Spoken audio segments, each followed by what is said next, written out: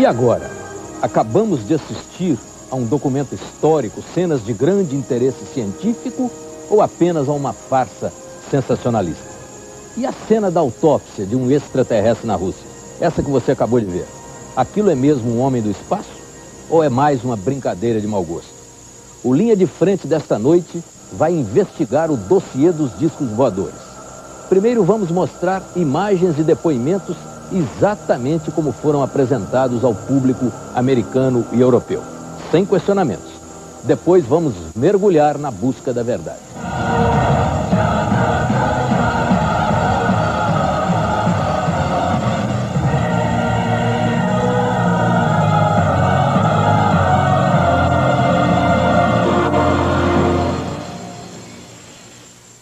UFOs, verdades e mentiras. Vamos investigar juntos essa história. A invenção das câmeras de cinema e vídeo acrescentou imagens aos relatos de avistamento de discos voadores. Durante este século, milhares de cinegrafistas em todas as partes do mundo apresentaram flagrantes do que seriam naves extraterrestres em incursões pelo nosso planeta. Muitos destes filmes, que na época provocaram reações espetaculares, mais tarde mostraram ser truques simplórios. Mas o homem continuou apontando suas câmeras para o céu, caçando discos voadores. Apesar desta busca incessante, ninguém ainda conseguiu uma imagem que provasse incontestavelmente ser de uma nave extraterrestre. Os ETs parecem escolher sempre cinegrafistas para lá de amadores. Existem alguns vídeos interessantes em que se vê um objeto discoide, mas como não foi feito de uma forma científica, de uma forma técnica, normalmente feita por leigo, sempre existe a ideia de que possa ser uma fraude. Não há como evitar isso, né? Mesmo que você apresente um vídeo com imagens fantásticas de um objeto discoide, apresente testemunhas que viram, não foi feito de uma forma técnica, de uma forma científica. E por isso tem o descrédito da nossa ciência, infelizmente. Mas o fim da cortina de ferro trouxe nova luz às filmagens de discos voadores. Muitas cenas que teriam sido realizadas por agentes do regime soviético começam a rodar o mundo, provocando um certo arrepio. Este filme, por exemplo, foi gravado da cabine de um jato da Força Aérea Russa. O cinegrafista acompanha as manobras de um avião americano F-16. De repente, surge um objeto voador de formato oval. A estranha nave desce e desaparece. Instantes depois, lá está o objeto outra vez, para mais uma subida e descida. E para sumir do mesmo jeito como apareceu. Neste outro filme feito pela Força Aérea Soviética, temos novamente o objeto voador de formato ovalado. E desta vez são dois, que também desaparecem sem que o jato russo tenha chance de se aproximar. Aqui nesta outra filmagem, o objeto voador tem o desenho de um cilindro. Mais uma vez a visão é da cabine do jato russo MiG-21. Outros 3 aviões tentam interceptar a estranha nave que até aquele momento viaja na velocidade do MiG. Então, em menos de 10 segundos, o cilindro voador acelera vertiginosamente até chegar a mais de 5.000 km por hora. Uma aceleração inimaginável para a forma e o tamanho do objeto, do ponto de vista da tecnologia que temos na Terra. Este outro filme, do início dos anos 70, é ainda mais impressionante e trágico. 2 jatos soviéticos são enviados para interceptar uma nave que sobrevoa o país. Os pilotos usam o procedimento padrão para expulsar o invasor do espaço aéreo soviético. Não obtendo respostas à abordagem, os pilotos são instruídos por rádio a disparar seus mísseis contra o intruso. Mesmo instante em que o ataque é ordenado, os jatos são destruídos por armas desconhecidas dos soviéticos. Os 2 pilotos morreram. A Força Aérea Soviética abafou o caso, informando que houve uma colisão no ar. As imagens mostram que os aviões nem estiveram perto um do outro. I can say for certain that there were numerous occasions where Air Force and Navy fighter planes intercepted what we thought were NATO aircraft, only to find that they were not airplanes as we know them, and not belonging to any nation on Earth. Provas não existem, mas sobram fotos, relatos, filmes, testemunhos, gente que diz ter sido sequestrada por ETs. Agora é a vez de um inacreditável baú de documentos sobre a presença de naves alienígenas na Rússia. Com a queda do Império Soviético, o país foi tomado pelo crime e pela corrupção. Muitos documentos secretos se transformaram em mercadorias no submundo. A equipe da TV inglesa percorreu o mercado negro de Moscou atrás de filmes e documentos sobre discos voadores feitos pelo regime comunista. E conseguiu. À primeira vista, o material comprado se mostrou espetacular. Um dos filmes traz uma patrulha do exército soviético acompanhada de agentes do KGB, numa operação de resgate a uma nave interplanetária que teria caído na região central da Rússia. Uma história que teria como base fatos reais. O outro filme mostra a autópsia do tripulante da nave acidentada. Legistas soviéticos tentam classificar dentro de padrões humanos órgãos e estruturas físicas que não pertencem a nenhum corpo deste planeta. O dossiê russo dos discos voadores ficou 29 anos trancado num cofre do serviço secreto, o KGB.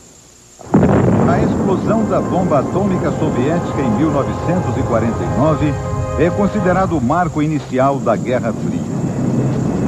Estados Unidos e União Soviética passaram a se vigiar e se espionar mutuamente, cada um buscando tecnologias militares mais eficientes e terríveis.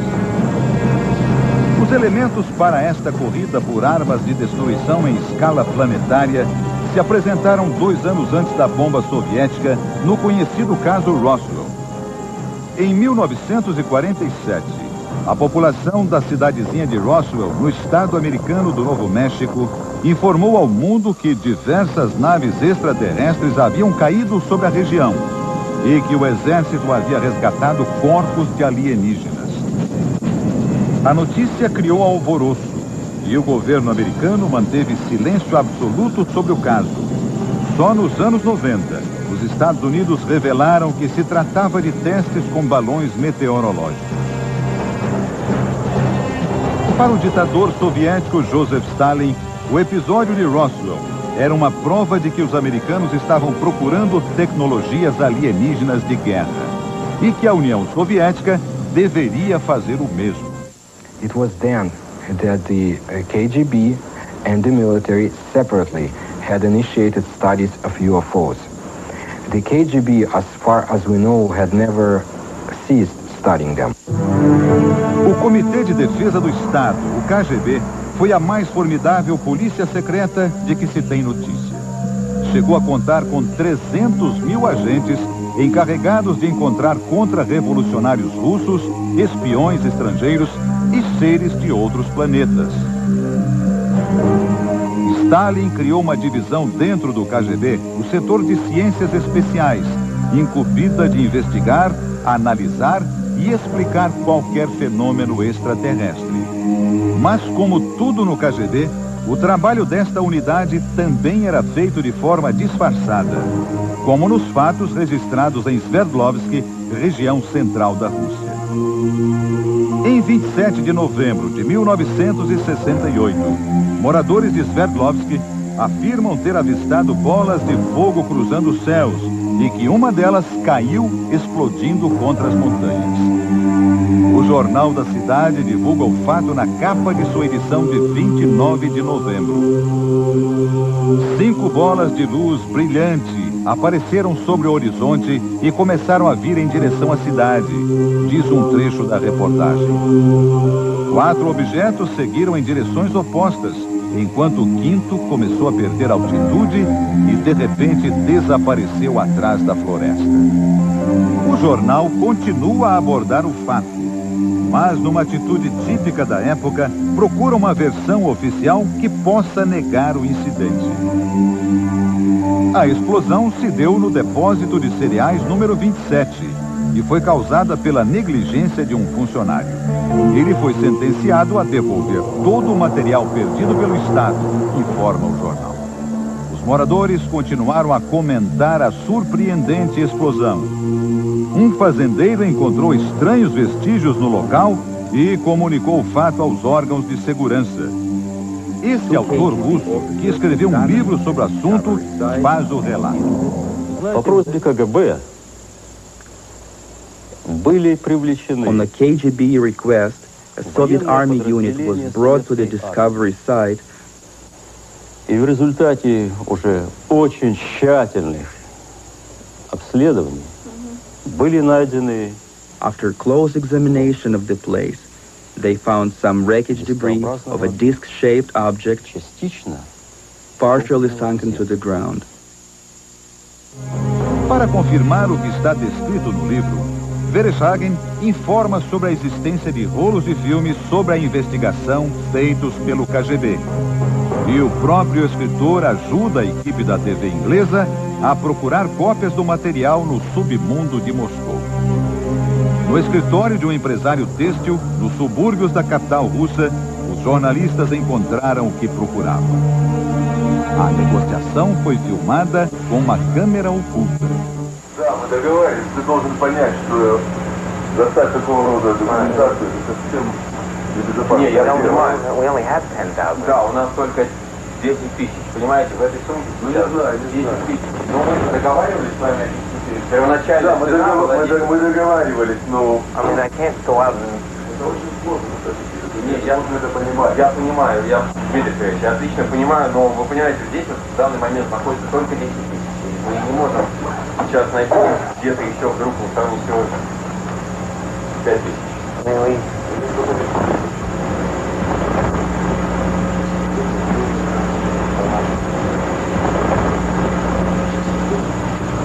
Давай, бабки, ладно.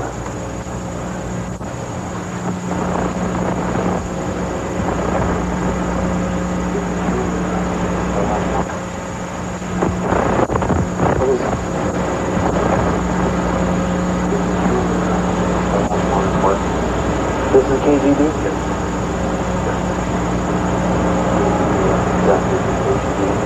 This is some report about extreme deadlock.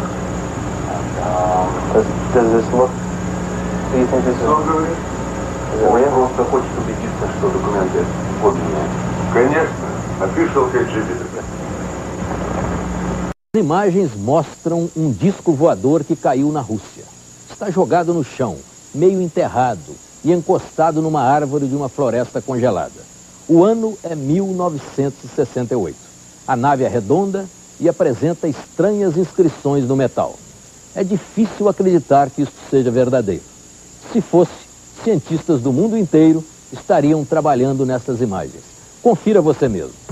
2 rolos dos filmes comprados pelos jornalistas ingleses contêm o que seria o registro das investigações do KGB no local do incidente de Sverdlovsk. Vamos vê-los. Um caminhão se aproxima de uma área de floresta gelada. A visão é de uma câmera colocada no alto da cabine. O foco importante da cena está em frente. Um objeto que parece um disco voador semi-enterrado. Agora vemos os soldados descendo do caminhão, comandados por um capitão. A tropa é recebida por um outro oficial, um major. Todos se juntam a outros soldados que já estão no local. Vêem-se também pessoas em trajes civis, provavelmente agentes do KGB. Soldados, oficiais e civis se postam em torno do local, ou para guardar ou para examinar o objeto. Ao que tudo indica, as filmagens foram feitas com 2 câmeras, uma portátil e uma segunda, maior, vista aqui sobre o tripé. Ela se vira para enquadrar a coluna de soldados que passa. Aqui vemos um homem que devia ser um comandante do KGB dirigindo a câmera para que enquadre o disco. Os cortes de câmera são constantes, aparentemente feitos por edição, selecionando os melhores ângulos e tomadas. Neste trecho, vemos os soldados recolhendo pedaços do disco. Em nenhum momento são mostradas cenas internas do disco. Também não há movimentos para deslocar o objeto semi-enterrado. A última cena do filme mostra mais tropas chegando ao local. Com base neste material, a equipe da TV inglesa reconstituiu no computador como teria sido o acidente com a nave interplanetária. Jornalistas ingleses conseguem encontrar um ex-agente do KGB que afirma ter participado da análise do material recolhido em Sverdlovsk. E ele é taxativo. But having done some measuring and material analysis, we came to the conclusion that none of the domestic or foreign manufacturers known to us could have produced this apparatus, at least not in the conditions existing on this plan. E agora, o mais incrível. Dos 4 rolos de filmes comprados pela televisão inglesa, 2 continham imagens da queda do disco voador. Os outros 2 mostravam imagens do piloto extraterrestre morto no acidente.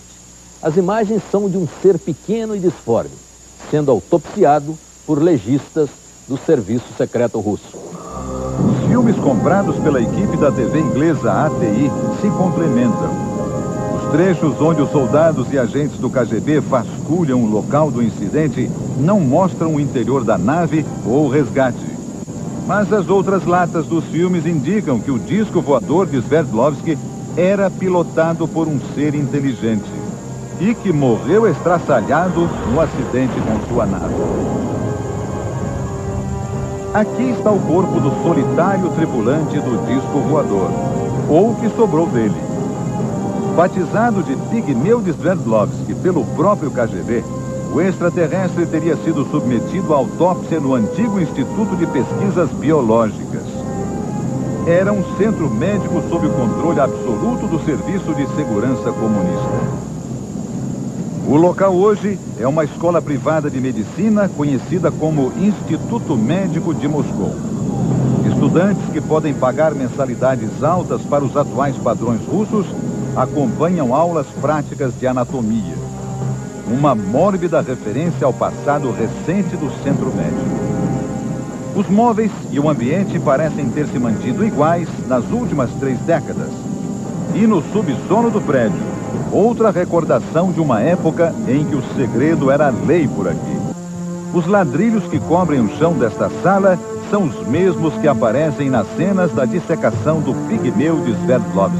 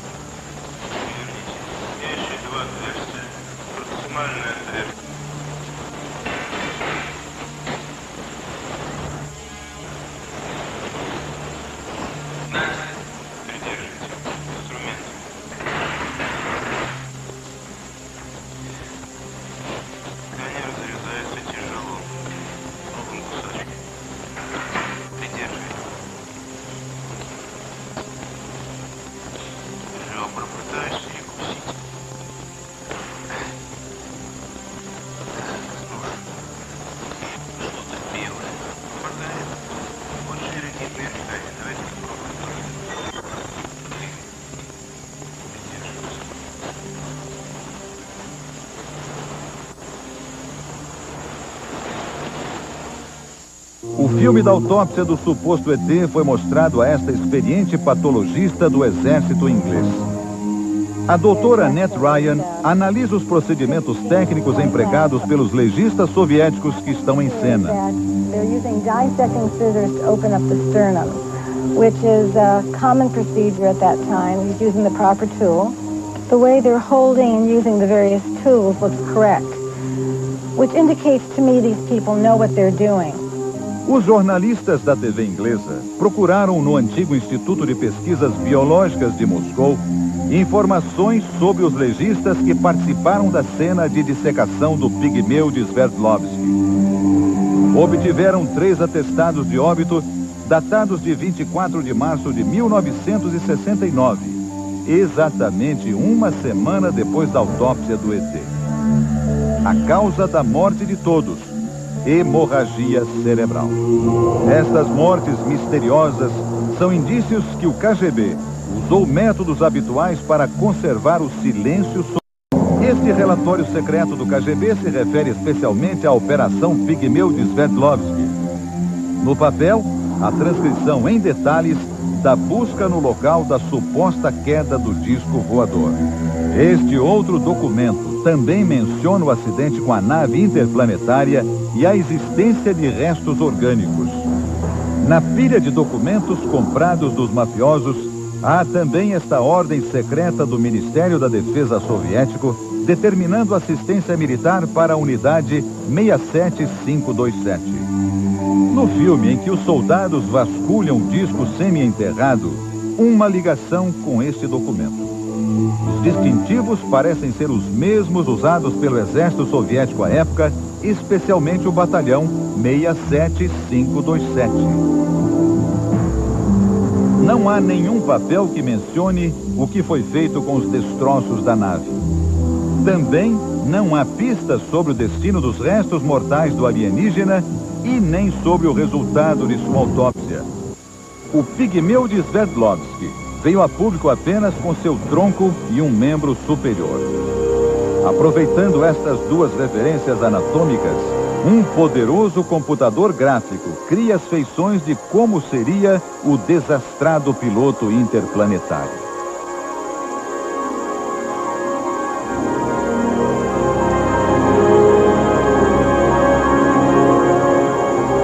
A linha de frente mostrou os filmes para especialistas do Instituto Nacional de Pesquisas Espaciais, o INPE, em São José dos Campos. Eles garantem que é tudo uma farsa.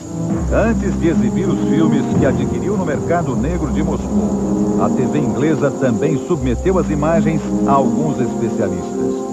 O professor russo Sergei Goncharov, profundo conhecedor da produção cinematográfica comunista, analisou as informações contidas na lata e na película. O professor identificou a fábrica que produziu o material e o tipo de filme usado.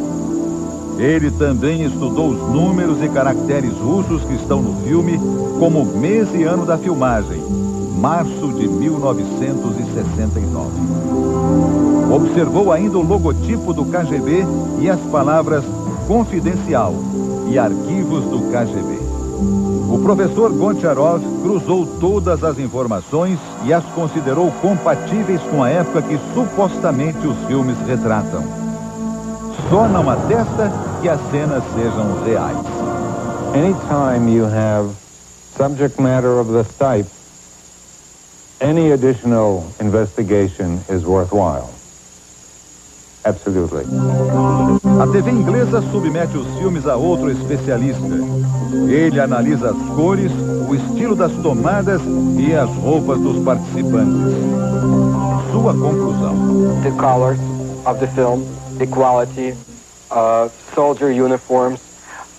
Somebody would have to go into special, to make a special effort to make a film that feels like something that was made in 1960s.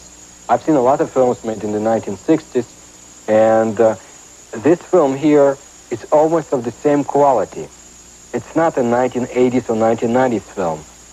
Os jornalistas ingleses perseguiram outra hipótese. O KGB produziu uma encenação para fazer crer aos americanos que os soviéticos estavam de posse de informações e tecnologias extraterrestres. Uma técnica de espionagem chamada contra-informação. Of course, it could even be some kind of disinformation too, that the KGB was quite notorious about doing disinformation. For what purpose, I don't know. Of course, if it was disinformation aimed against the Americans or something, we never heard of it. So that's also dubious.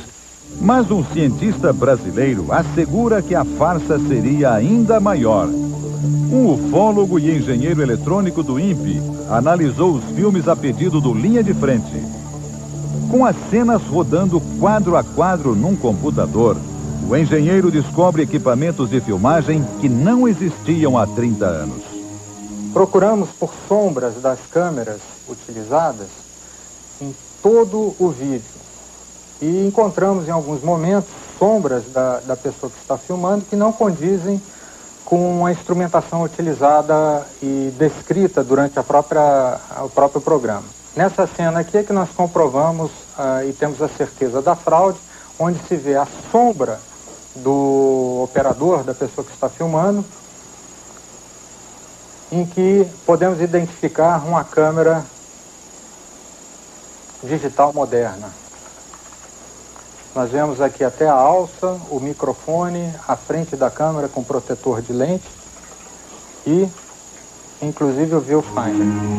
Outro detalhe que o engenheiro eletrônico nota nos filmes divulgados pela TV inglesa ATI é a ausência de marcas, ranhuras e riscos comuns a todos os filmes feitos em película, especialmente nos mais antigos. Um filme comum de película é muito fácil se observar riscos, que são os scratches, em toda a película, né? Justamente pelo contato do filme com o projetor, que são partes móveis e que tocam na película e arranham, né? E também scratches, que são linhas horizontais que podem se observar no filme, que correspondem justamente a arranhões feitos na película. E isso daqui, esse tipo de ruído, não se encontra em nenhum momento em qualquer parte do filme da KGB, o que indica que é uma filmagem feita utilizando fita magnética e não fita de celulose. Para o especialista do INPE, os filmes atribuídos à KGB foram feitos em anos recentes, utilizando modernos equipamentos de videotape e depois copiados para películas antigas, com efeitos especiais para fazê-los parecer de época. E um desses efeitos, segundo o especialista, deixou rastros. Nós observamos em determinado momento da apresentação do filme em que eles querem simular o que se chama de flashes existentes em filmagens com filmes com celulose. A câmera, ao iniciar o seu funcionamento, é necessário de 3 a 5 segundos para estabilização e, com isso, se obter a taxa correta de quadros por segundo para se filmar. Então, esse início de filmagem, em que a filmagem é altamente estável, o filme normalmente é velado. E eles tentaram simular isso aqui e não foram muito felizes. Podemos observar aqui que essa claridade tem um centro em que podemos confirmar, então, que essa luminosidade aqui é referente a um flare colocado por computador.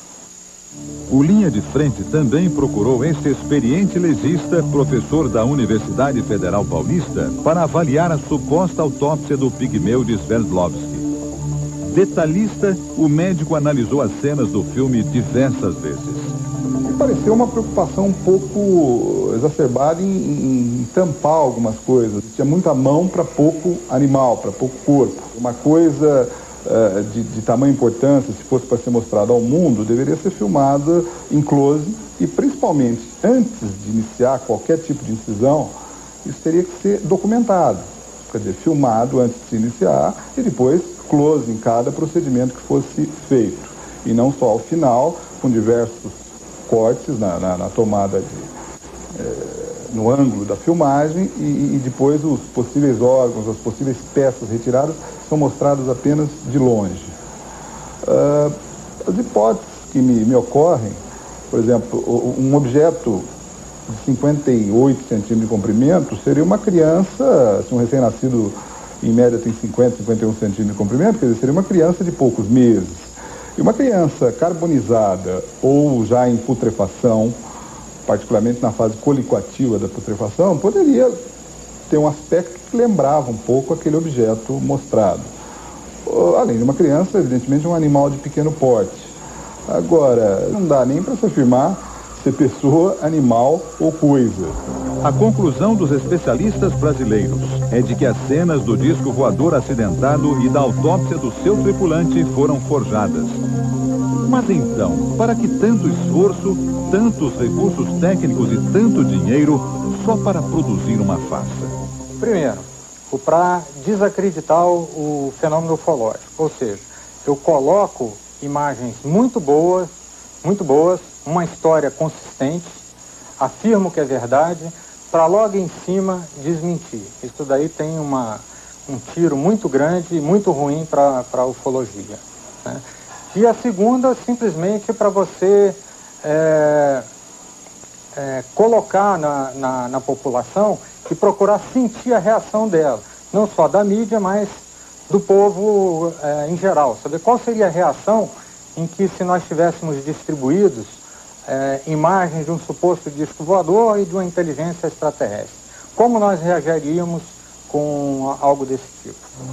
O brigadeiro Otávio Moreira Lima, ex-ministro da Aeronáutica, reconhece que é difícil separar a ficção da realidade nos vários relatos de avistamento de discos voadores que chegam aos comandos aéreos do país. Há muitos relatos, mas nós nos baseamos mais em função da credibilidade do informante, quer dizer, do nível do informante, porque é muito comum no interior dele muitas coisas. São pessoas de instrução muito primária, etc., muito sujeitas às lendas, às crenças locais, e não se pode dar uma grande credibilidade a esses relatos. Entretanto, quando se tratam de pilotos, tripulações, profissionais que não vão inventar uma história dessa para ganhar espaço na imprensa, naturalmente, aí se dá uma credibilidade maior. A vida é do universo, ela não é da Terra, a vida é do universo, tanto que ela existe na Terra porque existe no universo. Agora, poderá existir em outros astros, outros corpos celestes, principalmente agora que o Hubble está pesquisando o espaço e descobrindo milhões de galáxias com sistemas planetários semelhantes.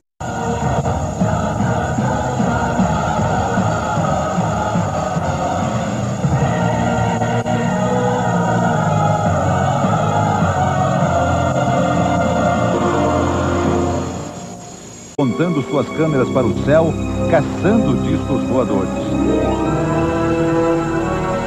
Apesar desta busca incessante, ninguém ainda conseguiu uma imagem que provasse incontestavelmente ser de uma nave extraterrestre. Os ETs parecem escolher sempre cinegrafistas para lá de amadores.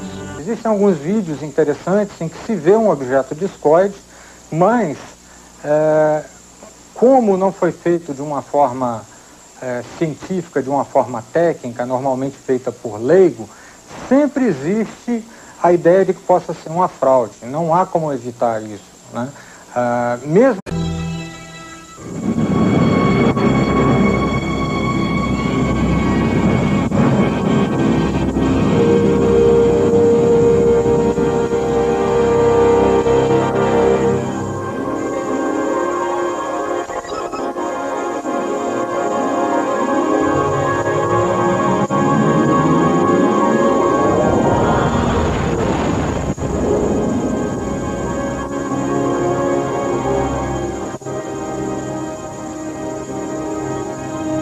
E agora, acabamos de assistir a um documento histórico, cenas de grande interesse científico ou apenas a uma... Mesmo que você apresente um vídeo com imagens fantásticas de um objeto discoide, apresente testemunhas que viram, não foi feito de uma forma técnica, de uma forma científica. E por isso tem o descrédito da nossa ciência, infelizmente. Mas o fim da cortina de ferro trouxe nova luz às filmagens de discos voadores. Muitas cenas que teriam sido realizadas por agentes do regime soviético começam a rodar o mundo, provocando um certo arrepio. Este filme, por exemplo, foi gravado da cabine de um jato da Força Aérea Russa. Farsa sensacionalista. E a cena da autópsia de um extraterrestre na Rússia? Essa que você acabou de ver. Aquilo é mesmo um homem do espaço? Ou é mais uma brincadeira de mau gosto? O Linha de Frente desta noite vai investigar o dossiê dos discos voadores. Primeiro vamos mostrar imagens e depoimentos exatamente como foram apresentados ao público americano e europeu, sem questionamentos. Depois vamos mergulhar na busca da verdade.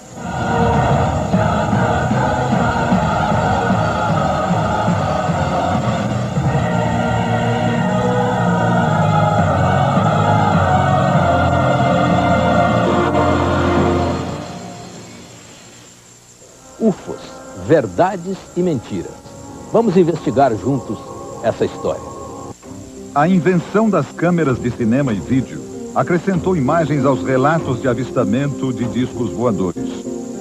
Durante este século, milhares de cinegrafistas em todas as partes do mundo apresentaram flagrantes do que seriam naves extraterrestres em incursões pelo nosso planeta.